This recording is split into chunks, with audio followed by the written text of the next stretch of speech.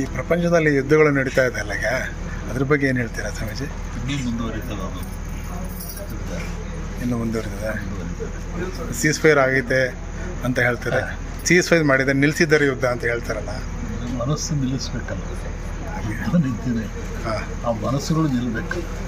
ಮನಸ್ಸುಗಳಿಂದ ಯುದ್ಧ ನಿಲ್ಲಿಸಬೇಕು. ಅತ್ಯುತ್ತಮವಾದ ಮನಸ್ಸುಗಳು, ಅವು ಮನಸ್ಸು ಗೆಲ್ಲಬೇಕು. ಪೆಂಟಗಾನ್ ನಗರವನ್ನು ಕಟ್ಟಿದರು ಅಮೇರಿಕಾದವರು. ಗಾಳಿಯಿಂದ ಏನಾಗಬಾರ್ದು, ನೀರಿನಿಂದ ಏನಾಗಬಾರ್ದು, ವಿಜ್ಞಾನದಿಂದ ಏನಾಗಬಾರ್ದು, ಆ ಮಟ್ಟಕ್ಕೆ ಕಟ್ಟಿದರು.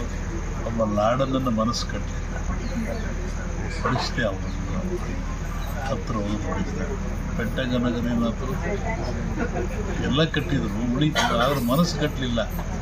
ಮನಸ್ಸು ಕಟ್ಟವನ್ನು ಕೆಲಸ ಮಾಡೋದನ್ನು ಇದು ಇದರಲ್ಲಿ ಭಾರತದ ಏನಾದ್ರು ಪಾತ್ರ ಇರ್ತದ ಈ ಯುದ್ಧ ವಿಶ್ವದಲ್ಲಿ? ಹೇಳಿದಲ್ಲ, ಅರಸನ ಭಾರತದಲ್ಲಿ ದೊಡ್ಡ ಒಂದು ಆಘಾತ ಆಗೋ ಲಕ್ಷಣ ಇದೆ. ಜಗತ್ತು ತಿರುಗಿ ನೋಡುವಂಥ ಒಂದು ಆಘಾತ ಆಗೋ ಲಕ್ಷಣ ಇದೆ.